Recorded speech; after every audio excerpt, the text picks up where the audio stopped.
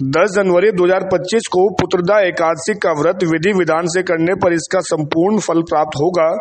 10 जनवरी 2025 को व्रत करते समय यदि भूल चूक से आपका मुख दक्षिण दिशा की ओर है या फिर भगवान विष्णु की पूजा पाठ करते हुए आपके वस्त्र साफ नहीं है तो आपको इसका कोई फल प्राप्त नहीं होगा, बल्कि जीवन में आर्थिक तंगी, आर्थिक समस्याएं आदि सभी बनी रहेंगी। सुनिए क्या कहते हैं हरिद्वार के ज्योतिषी।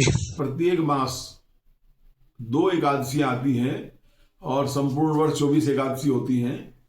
तो कोई भी व्रत होता है उसमें स्वच्छता का ध्यान, पवित्रता एवं जो मन की शुद्धि, कई प्रकार के ध्यान रखे जाते हैं।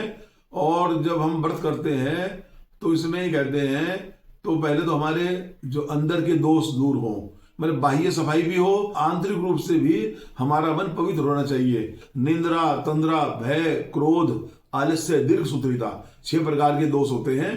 तो ये एक तो ये दोष न हो, काम, क्रोध, लोभ, मोह, अहंकार, मद, तो किसी प्रकार का हमारे अंदर कोई विकार न हो और मन में पवित्रता हो, केवल परम पिता परमेश्वर भगवान विष्णु जी का ध्यान हो, जैसा कि उनके लिए एकादशी समर्पित होती है। तो पुत्रदा एकादशी जो 10 जनवरी की है, एक कृतिका नक्षत्र है उस दिन। तो एकादशी के दिन एक तो चावल का निषेध होता है।